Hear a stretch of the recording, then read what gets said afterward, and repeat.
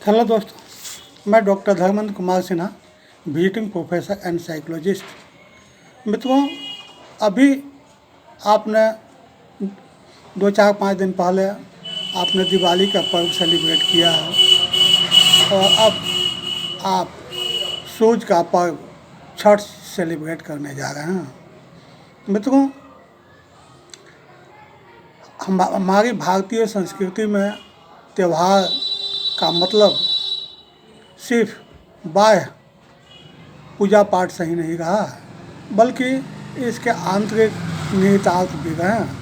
पहली बात तो यह है कि भारतीय संस्कृति मनुष्य के उत्सव धार्मिकता को प्रोत्साहित करती है।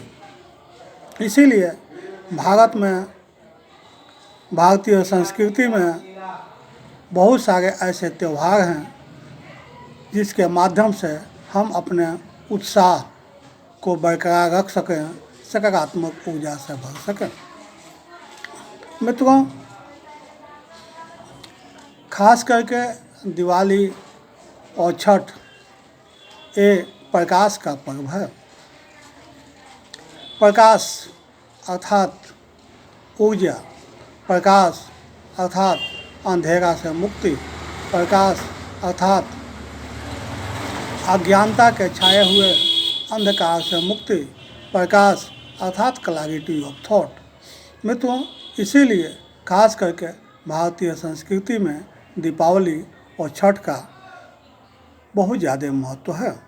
मित्रों, इन दो पर्व मनाने के पीछे एक और भी उद्देश्य था कि आपकी ज़िंदगी में ये पटाखे के साथ साथ जो ऊर्जा एकत्रित हुई वो सिर्फ एक दिन ही नहीं रहे, बल्कि ये आपका सालों भर आपके अंदर सकारात्मक भावना को विकसित करता रहे। मकसद यह था, अगर हम यूं ही सहज बैठें तो हमारी जीवन ऊर्जा, दिल, दिमाग, शरीर एक पटाखे की तरह उमंग से भरा रहे। लेकिन अगर आप भींगी हुई फुलझड़ी हैं तो आपको रोजाना किसी बाहरी पटाखे की जरूरत होगी। एक रोशनी का त्यौहार सिर्फ बाह्य अंधकार को दूर करने के लिए ही नहीं है, बल्कि अंदर के अंधकार को भी दूर करने के लिए है। यहाँ रोशनी का मतलब है अस्पष्टता। आप में चाहे कोई भी गुण हो, स्पष्टता के बिना वो आपका कोई भला नहीं करेगा, बल्कि आपका अहित ही करेगा, क्योंकि स्पष्टता के अभाव में आत्मविश्वास भी खतरनाक होता है।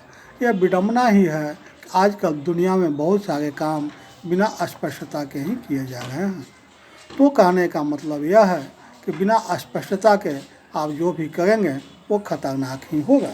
भीतरी प्रकाश आपकी सोच में स्पष्टता लाता है। जीवन को आप कितनी स्पष्टता के साथ देखते हैं और अपने इर्द गिर्द की चीज़ों को कितनी अच्छी तरह से समझते बूझते हैं, इसी से तय होता है कि आप अपने जीवन को कितनी समझदारी से चलाते हैं। ये दोनों पर्व आपको इसी इंसानी ज़िंदगी के उलझन से बचाने का मैसेज देता है।